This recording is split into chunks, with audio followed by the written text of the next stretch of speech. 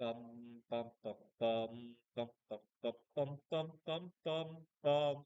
The Peter Dislike Show. Bum bum bum bum bum bum bum. I'm one of those people who can hold a grudge forever, and so I sometimes I like to plot weird forms of vengeance on people. I used to do a lot of gig work on Craigslist, and people would often be indecisive, waste my time. After I did a lot of tutoring. After I would travel to their place, all of a sudden they would cancel last minute. I had one client who did that a couple of times, and when after I had finished working with him, I realized I had spent way too much time and for very little actual work. And I found out where he worked, and I knew his name obviously, and I kind of figured out his schedule. He worked at a Burger King, and I called that Burger King when I knew he wouldn't be there, and his name was Chad, and I said, "Chad, I got your kilo of Coke ready. Same place as usual." And I hung up, and apparently one of his colleagues or his boss heard that and probably just assumed that he was dealing drugs or doing drugs or whatnot. And years ago, Craigslist used to have dating profiles, if you could believe it.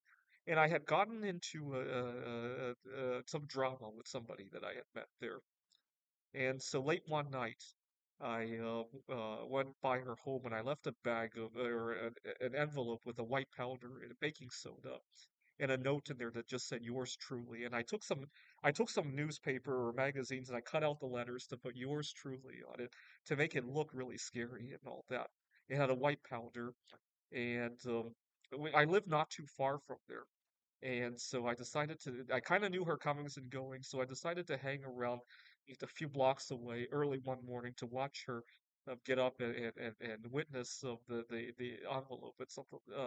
And I saw her opening it and she got scared out of her mind and ran back inside, apparently to wash up or something. The next thing I knew, she was hosing down the area in front of her front door. And I, I have to bite my lips to keep from laughing. So, so she probably assumed it was polonium-210 or anthrax or something. And it just said yours truly. And I don't know if that's technically illegal to do something like that because yours truly could just mean that I just want to create a mess on your getting sticky baking soda on your hands, or having a mess in your front door, right? It doesn't have to imply that you're actually wanting them to think that it's polonium-210 or anthrax, right? And so I don't know if the guy who wasted my time, I don't know if he got fired from that Burger King, but he certainly would have had a lot to answer to. I should have stopped by that Burger King to see what was going on, but you know what? I despise fast food so much I didn't even want to do that. Anyways, some good times I had. This is the Peter Dislike Show. Bum bum bum bum bum bum bum bum bum bum bum. The Peter Dislike Show. Bum bum bum bum bum bum bum.